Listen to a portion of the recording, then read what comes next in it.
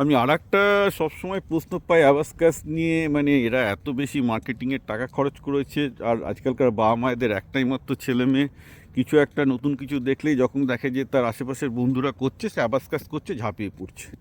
দেখুন, আমি বারবার করে বলছি, অ্যাবাকাসের থেকে অনেক বেশি এফেক্টিভ হচ্ছে ছেলেমেয়ের ফোকাস বাড়ানোর জন্য মেন্টাল মেডিটেশন। তাতে আপনার এক পয়সা লাগবে না এবং ছেলেমেয়ের অনেক বেশি উপকার হবে।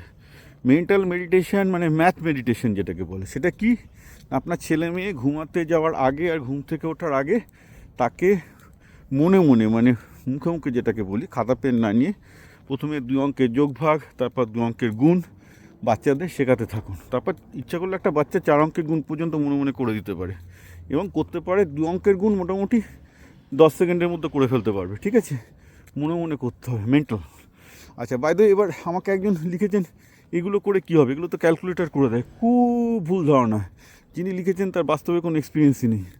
মেন ব্যাপারটা হচ্ছে কি, মেন্টাল ম্যাথটা আমরা অঙ্ক শেখার জন্য করছি না, করছি আমার ব্রেনটাকে ফোকাস করার জন্য। আমি আবার বলছি, প্রচুর আমার কমেন্ট পেজে বিজ্ঞ বাঙালি সবসময় বলে, বাঙালি সবসময় বিজ্ঞই হয়, কী আর করা যাবে, তারা মেসির থেকে ভালো ফুটবল জানে, তেন্ডুলকরের থেকে ভালো ক্রিকেট খেলতে পারে বাঙালি, আপনি তো জানেন, কিছু বলার কিছু নেই।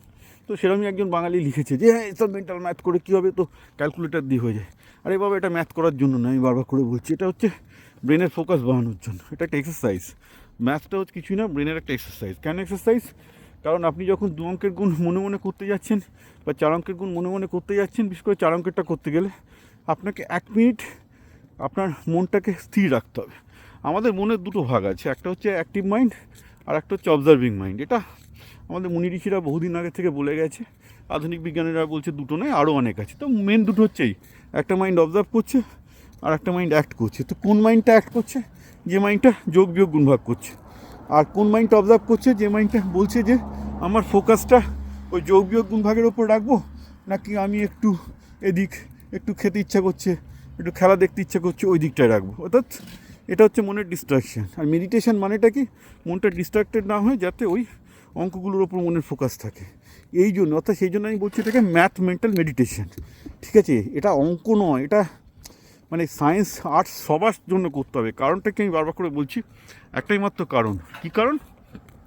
যে যাতে মনের ফোকাস বাড়ে, অর্থাৎ একটা জায়গায় আমরা মনটাকে রাখতে পারি। কারণ একটা জায়গায় মনটাকে না রাখতে পারলে কী করে হবে? আপনাকে একটা জিনিস শিখতে হবে, শিখতে গেলে একটা সেন্টেন্স পড়বেন, তারপর একটা প্যারাগ্রাফ পড়বেন। এবার একটা প্যারাগ্রাফ পড়ার সময় যদি আপনার ছেলের চিন্তা, মাথাটা যদি 2-4 দিকে চলে যায়, সে তো ওই প্যারাগ্রাফটা বুঝতেই পারবে না। সেই জন্য মেন্টাল ম্যাথ মেডিটেশনটা সকালবেলায়, মানে ঘুম থেকে ওঠার পর আর ঘুমাতে যাওয়ার আগে আমি বাচ্চাদের জন্য প্র্যাকটিস করতে বলি।